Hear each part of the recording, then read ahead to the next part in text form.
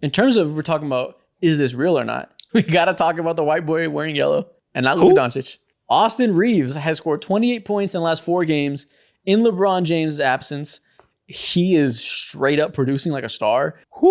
He is looking like an all-star caliber player in this stretch, playing off of Luka Doncic with no LeBron James there when they need that like high-end shot creation. We have Bill Simmons going on this podcast a year and a half later, lamenting, being pissed about the fact that no team forced the Lakers to pay him more because we're getting this production of like $12 million a year. Which is what is wildly like true. Like the fact that nobody even tried to force their hand is the wild part. But yes, continue. We got Celtics fans crying about it. He is playing on all-star level, which is reigniting this discourse that everybody on TV has to talk about now. Is Austin Reaves the best third option in the NBA? Whatever discourse area you want to take it.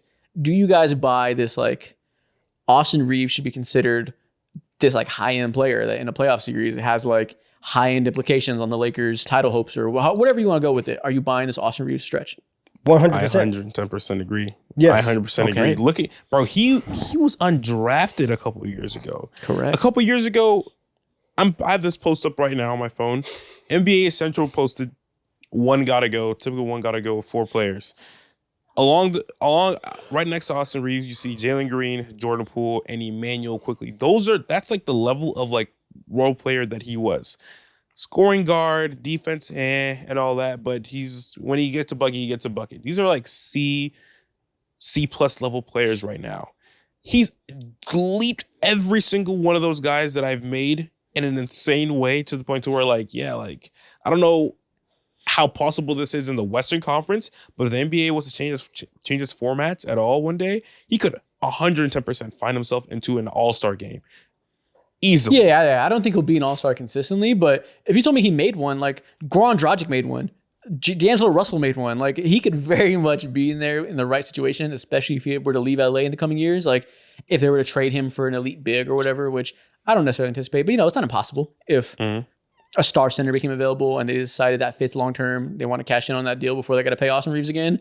I'm pulling shit out of my ass. But if that were to happen and he had a high usage season where he was one of the 2 lead guards, he could very much stick into an all-star game. He's clearly reached that level of player. My favorite part about this is you mentioned that one got to go graphic. You mentioned Jalen Green. Who else did you say on that list? Jordan Poole and Emmanuel Quickly. Yeah. It's so great seeing teams that have players like this and everybody's talking about Austin Reaves as the best third option in the league, which we can get to if you think he's number 1 or not. But he's better than a lot of players' favorite guard. And it's so funny seeing teams have to cope with the fact that the Lakers have this guy who's just like $12 million a year, undrafted, third option, who's just better than like a Jalen Green type who is the franchise to some degree. People are so mad. Nobody wants to give us credit because it feels so nasty to say Austin Reaves is better than your star guard. But sorry, it's true. I love it. This is the worst year. I've never been more disgusted to be on this podcast than right now. Because this whole year, the whole second half of the year has just been Isaac gloating about the Lakers, and it's awful. I feel like I've been quite humble about it. Shut up. What about question to you guys? What about you want me to talk about how Jackson Hayes is better than Derek Lively? You want to go there? Mo, what was your question? I was gonna ask you, Donovan. What about Austin Reaves?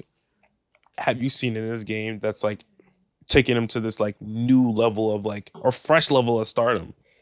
I think, honestly, it's just been the ability to handle responsibility. Like that, like when the Lakers needed him to step up in playmaking, he handle the ball more. He did that. You've seen over the recent stretch, they said, Austin, we need you to score more. He's done that. When they've needed Austin Reaves to be a shooter and a spacer, he's done that. His versatility and his ability to fit into really anything that the Lakers have asked him to do, he's been able to step up to the plate and be really, really effective for them. So I think like over this season, his playmaking has been really like on center stage. And then obviously now, like, you have LeBron and you have Luka.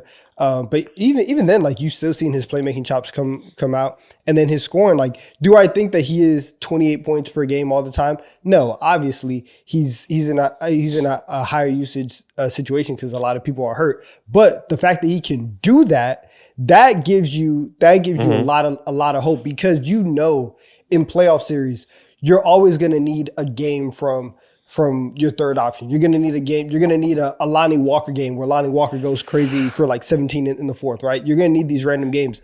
Austin Reaves has fully proven that, yes, he can be that guy to give you like the Austin Reaves game, but he's also going to be a guy that throughout the playoffs, you can say, we're going to need 20 points tonight from you, and he can do that. And so I think that I do think that he is one of the best third options in the league because of that, because he's also like, just aside from his production, he's clutch, man. Like Austin Reaves is clutch. He's hit big shots time after time after time. And so if the ball ends up finding Austin Reaves with 5 seconds to go, you don't feel bad with him taking that shot or him taking deep shots. Like he's so reliable. And I think that is extremely valuable, especially for a team that has just remade itself on the fly, is still trying to find itself, has had a lot of injuries. When you have a guy who can be as stable as Austin Reaves, that's awesome. That's massive. What's Austin Reaves' biggest weakness? Defense, probably, but yeah, that's his biggest. Is like one-on-one defense. If you're a bigger, stronger, faster player like a Jason Tatum can attack him, he's not a horrible defender. People act like he is because there were some key marquee games when he was playing next to D'Angelo Russell and he had to be the main guard stopper where also, he was getting attacked by elite players. So yeah, there were some rough games. His defense is like fine, especially as of late. He's not defending poorly with his smaller usage now. So that's not the biggest difference. 7 3-point attempts a game, 3.9 from a catch and shoot, 35%. Completely fine. 3.1 of them are pull-up attempts per game where he does really high difficult pull-up threes coming off the screens with very small amounts of space. Looks real Kyrie-esque in that way. 35%. He shoots well at the rim, very crafty, gets to the line. Fantastic secondary passer. He can throw good lobs, hit good cutters, kick it out to shooters. Good on ball, good off ball, can defend competently, good passer, can scale up when needed when LeBron's out and score 28 a game, can scale down and focus on the off ball shooting when LeBron's there. You said reliable. That's the best way to put it. He helps you in goddamn every way. Like, there's no glaring flaw here. He's not some insane liability defensively. He's not like he needs the ball in his hands like people were saying when the trade happened. I forgot who said that on TV. Someone had that stupid take. Like, he kind of just fits whatever you want to do. It's so interesting because like he's been with how like tumultuous and dysfunctional the Lakers have been. He's almost been like prepped to just like do whatever he's told and be fucking great at it. I remember last year or 2 years ago or whenever it was, he was asked to like be a 6-man coming off the bench or a 6-7-man coming off the bench, and he was great at that. Okay, the DeAndre Russell stuff happens, cool. Now he's asked to be a third, fourth option alongside D'Lo and AD.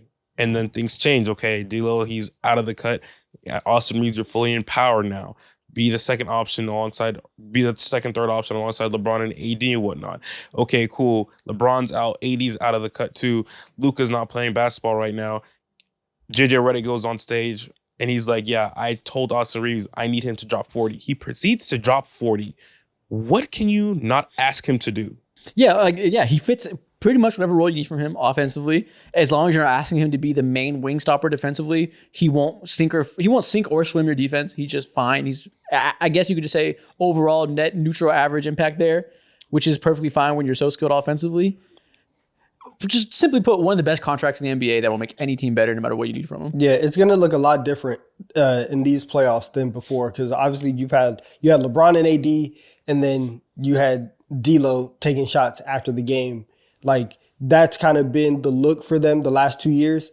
You're not going to see the memes of like, oh, Austin Reaves was taking shots after the game. Like, he's going to knock them down. And when you have LeBron and Luka there, like that's the difference. And you can look at those Lakers Nuggets series, and it's a pretty, like, you can look at the box score and you can go watch the games. It's pretty glaring where some of the flaws were in terms of just straight production and execution. And you can say, okay, we needed more there. Austin Reaves has taken over that spot and he's going to produce. And he's doing it for $12 million a year. Oh my God. Nice. Shout out, man. What a luxury. Just what a good player that like at times, Nice. like we mentioned at the start of the year that He's top there's five, always a top 5 third options. Yeah. Yeah, he's top five. Top five. I won't say like third or one. fourth. Yeah, I won't say one because like I would take Garland over him. Garland, J-Dub, or Chet, whatever one you want to say. Yeah. Probably whatever Celtic of choice. I guess that's fair, even though that's I think he's not. That's Derek White is very good. that's around the line personally, Yeah. and like y'all know how I feel about Derek White. So like I would take Derek White, but if you wanted Yeah. to say that you would take Austin Reaves, I wouldn't hate it. But like that's kind of like the area. That's that the range he's in.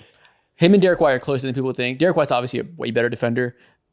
And, I don't think he's quite as dominant as he was when he was a little bit younger defensively. Still extremely good defensively, extremely good shot maker, can also scale up when needed. So I'm fine you going Derek White.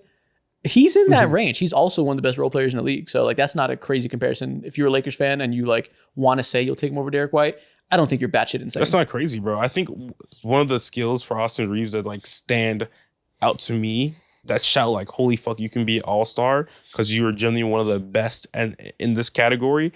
There's no metrics, there's no stats that you can rely on when I say this, but like genuinely, when you look at his shot diet and the type of shots that he takes some of the hardest and makes some of the hardest shots that the league can offer, bro. Buddy, there is metrics for that. I can find them. We can look at that. I got something for you. His contested three-point percentage is 29%. That's 66th percentile. He takes some difficult-ass threes. There you go. I think I can see his percentage on contested threes too. I can't find it right now. No, neither here nor there, but you're right. He's a tough shot maker, and he has an elite handle, which has really developed over time. Exactly.